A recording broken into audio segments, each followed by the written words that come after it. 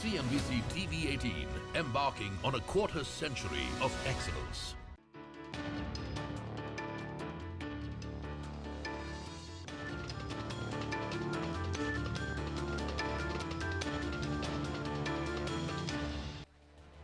Hello and welcome. I'm Manisha Gupta, and this week on Commodity Champions, we steer the conversation towards the healthy snack, which is dry fruits. This consumer segment is valued at over 9,000 crore rupees in India, and it is the second biggest consumer for cashews, peanuts and almonds. It's also the third largest consumer for raisins and fourth largest for dried figs. Now, the onset of winters and the wedding season is also set to add to the growing demand for dry fruits. To discuss the industry's outlook, concerns and demand trajectory, I am now joined by Ravindra Mehta. He's director of the International Fruits and Nuts Organization. Rajat Kamal Bola is founder of director of Bola's Agro. We're also joined by Gunjan Jain, who's managing director and chief executive officer at VKC Nuts. Gentlemen, hi, thank you so much for joining us. And Gunjan, let's start with you because it's your birthday to begin with. And we would also want to understand on what is the dry fruit market that does seem like in India, and why did you think, or why did you guys think that there was a scope and need for a national council of dry fruits in the country? Okay, so Indian nuts and dried fruit industry is among the fastest growing industries today. We are almost at, as you rightly said, about 9,000 crores on a retail level. And this industry, after the advent of COVID, I think everybody got very conscious on health. And because of that, I think the consumption increased because of the immunity. I mean, these are nature's health pills, all nuts and dried fruits. So all that led to a much higher consumption. And India is among the fastest growing markets and also among the largest markets, as you've seen. So while we thought of this council was, the reason was to just get a pan-India level representation of every commodity and every center, every geography of India to get an association of people. So this is one of the most underrepresented industries in the segment today because earlier it was highly unorganized. It still is a mix between organized and unorganized. It's moving towards an organized segment, but it's just about 25% of this industry is organized and 75% still remains in the unorganized sector. Having said that, the potential and growth is enormous. The whole world has eyes on India now. For this, we are seeing excellent traction on the whole industry as such. So that was the reason we thought we'll get together and form this council and get everybody together. Yeah. Oh, well, absolutely. You know, that is where my next question comes in from. A 25% organized and a 75% unorganized market as we see it. Mr. Mehta, how would you look at these, brackets that we have within the industry here? I mean, this is one area or one segment which clearly is looking at a huge jump up. As Gunjan also mentioned, since COVID, the demand has been quite on the stronger side. I mean, you talk to everybody around and you have dry fruits now in sweets, you have them in ice creams, cereals, even farsan for that matter, and even a biryani for that matter. I mean, you have dry fruits making inroads into various foods right now. How would you look at this, and what's your sense? Are we moving towards organized market anytime soon? Thanks, Manisha, for having me on your show. First of all, a very happy birthday to my colleague Gunjan.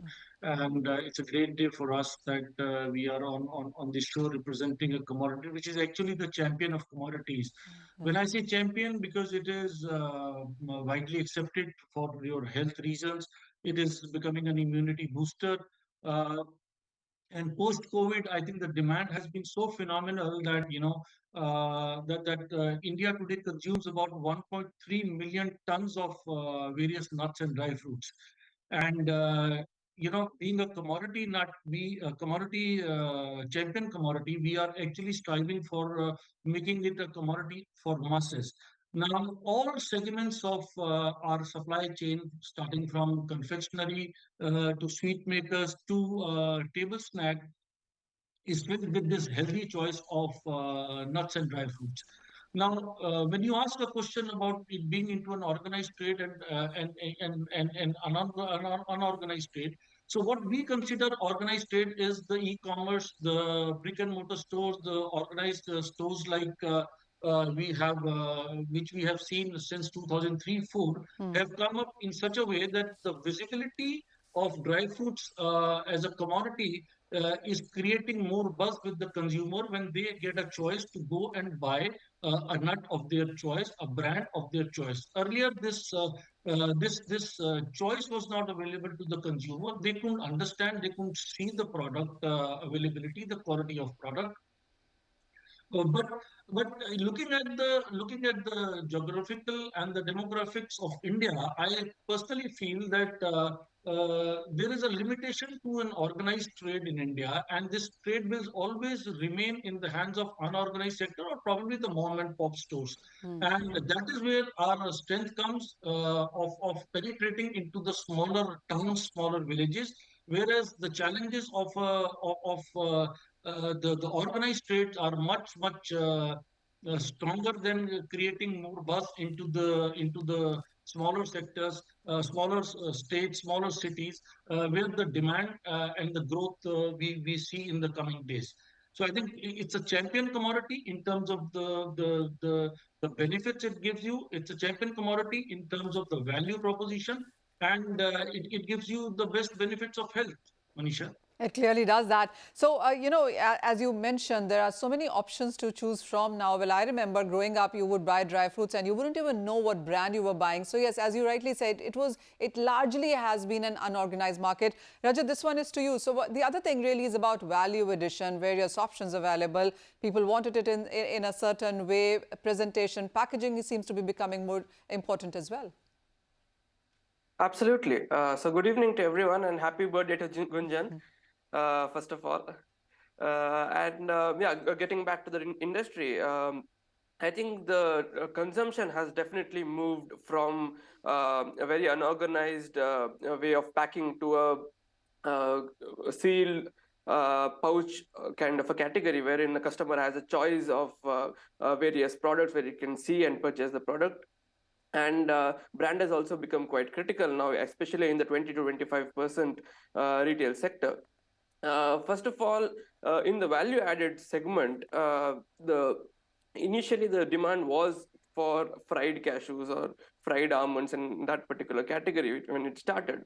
Now the demand has gone from the fried nuts category to a dry roasted nuts category, and then from there to a cereal bar or a nut bar and that kind of a consumption. And looking at the industry in particular, we've seen premiumization across the board. So initially when sugar replacement was to be seen, date sugar was used or a date syrup was used as a sugar replacement. And now even in sweets, we are seeing a usage of anjeer and other dry fruits, or the more premium dry fruits in the category. So this is what we are seeing in the value-added segment. So clearly that is the industry where the consumer preferences seem to be changing, and we are looking at a stronger demand, whether it's for healthy snacking or even for various other food options there. Gunjan, one concern that the industry clearly has had for some time has been the various taxes, and that makes it for slightly not competitive or expensive final product going forward. Is that a concern that you see? Is that what you're putting forth to the regulators too? That's a major, major concern. India is one of the most heavily taxed countries when it comes to nuts and dried fruits. Just to give you an example, walnuts invite 100% tariff.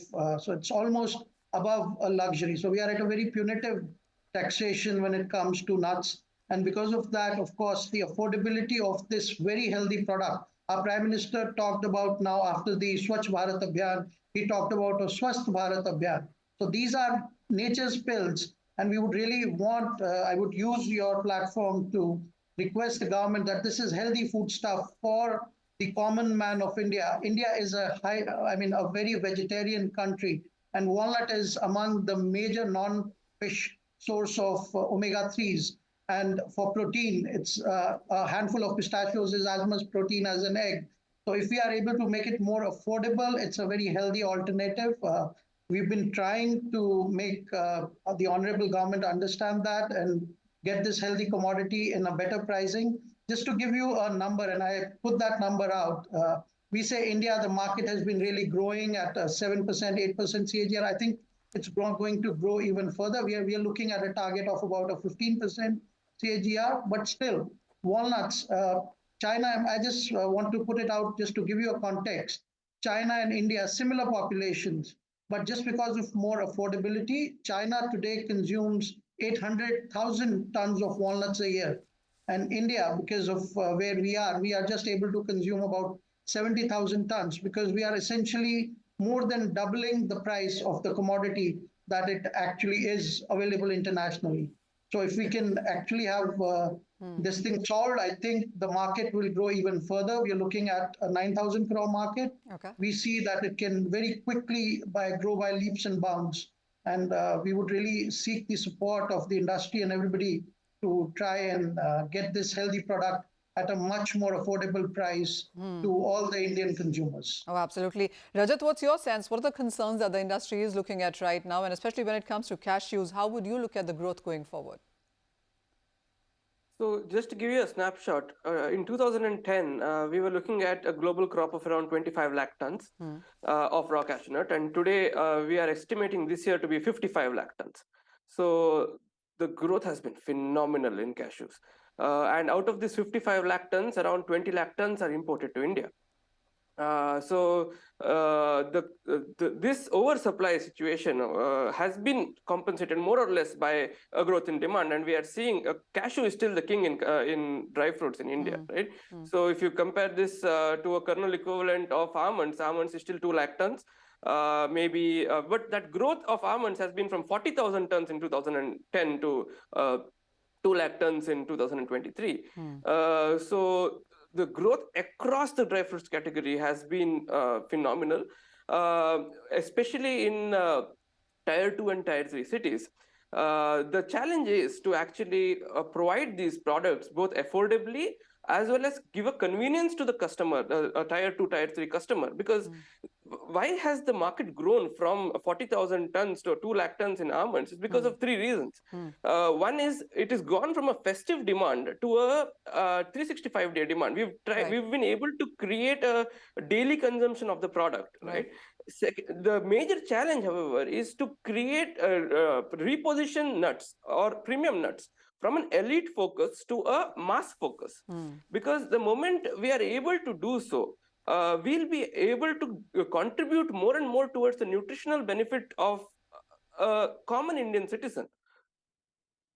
And this is definitely possible through technology. I mean, from my own experience, I can talk about how we've been able to use technology to provide greater and greater value to the end customer, try to reduce all the other costs and try to pass it on to the end customer. And I think that is what we are seeing. The growth which we are seeing is because of the implementation of both technology as well as players like the organized players being able to consolidate both in backward integration as well as forward. Totally, Rajat. I mean, as you mentioned about that relevance of 10 years ago and right now, yes, there's a lot of change on how dry fruits clearly have become a part of our daily consumption there. But on that note, it's time for a short break. Don't go anywhere. Our guests are with us. We will discuss with them the projections, outlook, and of course, the concerns that the industry faces.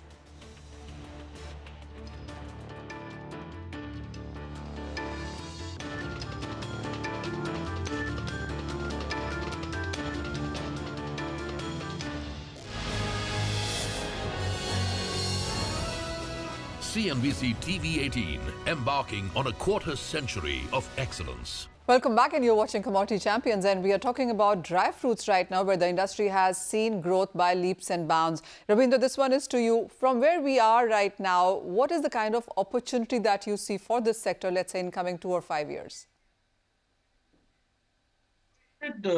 India's demand, the growth has been phenomenal, as mentioned by my other panelists. We are looking at a demand of about 8 to 10% as of now, but probably going forward, if the taxes are rationalized and the consumption pattern changes, because we today largely are a table snacking commodity, and when we do some value addition to it, we see that the growth coming to at about 15%. On a value terms, what we understand today, the value stands at about 56,000 crores on a wholesale basis for 1.3 million tons of commodity, different kinds of nuts and dry fruits, what we are consuming today. The problem is that we are not been in a position to market it well across India based on the health benefits.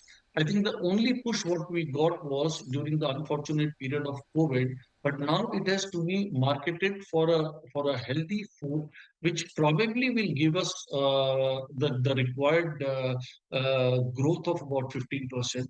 As I said, the headroom for growth is immense because we've got the youngest population in the world, and that youngest population still does not eat any kind of nuts and dry fruits. I mean, we still have to force our kids to eat healthy nuts. We just need to ensure that the young generation gets hooked on to this category, which is a champion commodity in all its respect. And once we are in a position to do value addition, once we are in a position to market it across India as a health product, once the taxes are rationalized, I am 100% sure that the growth rate will not be less than 15%, looking at our population of 1.4 billion and growing.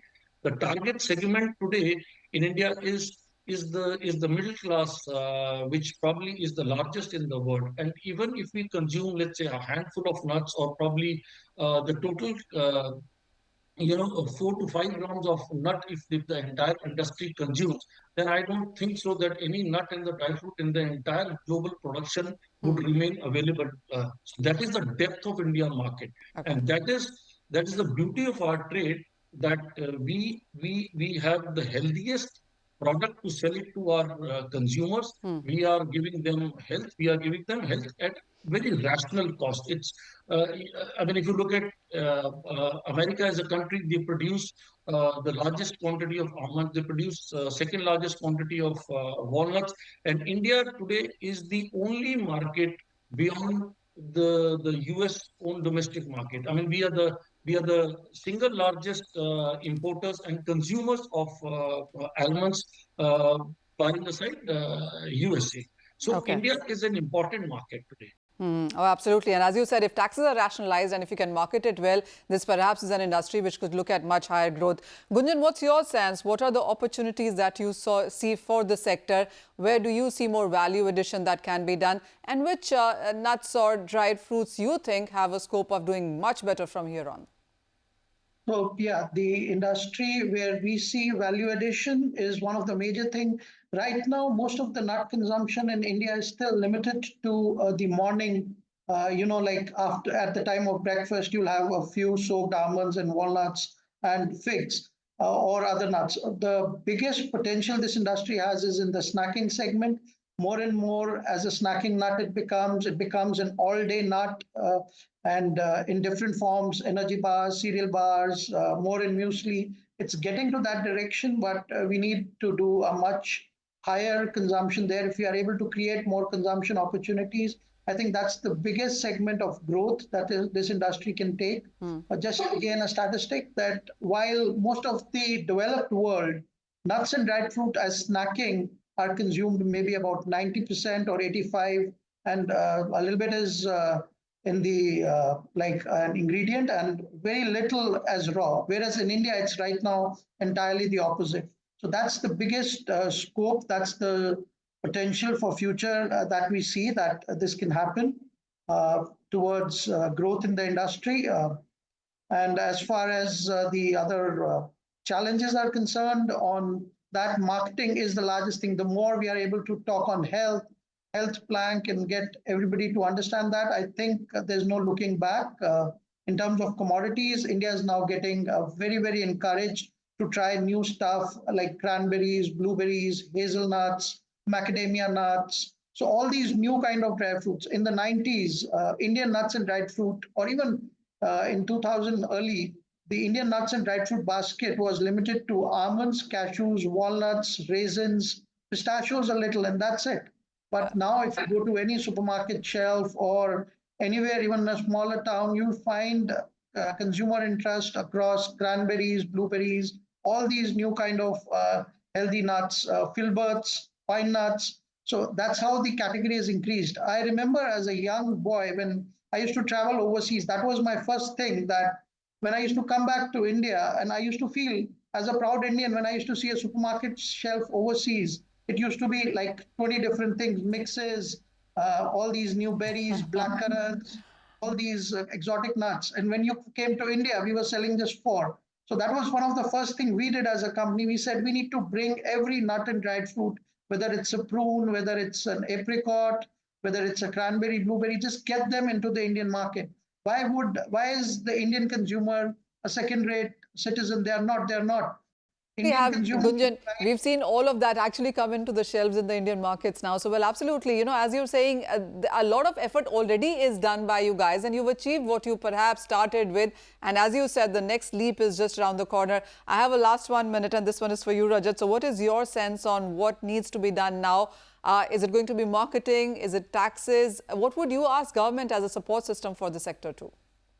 So I think looking at the Indian industry in particular, previously it was mostly a regional, dry fruits was a regional consumption. So most of the sales used to happen either in the Delhi market or the Mumbai market. But I think one thing that government has done, and we have to salute the government for it, is rationalization of VAT post the GST regime, which has allowed all India level players to be competitive in all dry fruits. Previously, except cashew nuts, all other dry fruits, only Delhi and a few other regions would be competitive in. And this has allowed, and this has actually fueled the growth of the overall dry fruits segment in South India and the rest of India as well. Because if you take an example of Anjeer, for example, from 5,600 tons in 2010 to 20,000 tons, the growth has been fueled by other regions. And if taxes are rationalized, if import duties are rationalized, we may see a humongous growth in this segment. And I think this is something that we can represent the government with the NDFC, and coming in now, all of us can represent to the government and try to rationalize this. Also, Food Safety Act and Legal Metrology Act, they can also be relooked at in terms of trying to creating a much more business-friendly environment for people who are trying to get into the organized sector. Oh, absolutely. And I'm assuming that with the National Council that you guys have worked with now, perhaps we'll do that work collectively. I mean, as you guys have said, in last 10 years, there has been a lot of change and a lot is being assessed right now and worked upon as well. Thank you so much, Mr. Mehta, Rajat and Gunjan, for joining us today for this very exciting conversation on a sector that we don't normally talk about, but clearly is a large number right now. $9 billion of a market is what is anticipated by next year. So clearly a lot of work being done onto that one. But with that, it's a wrap on this edition of Commodity Champions. Thank you so much for watching.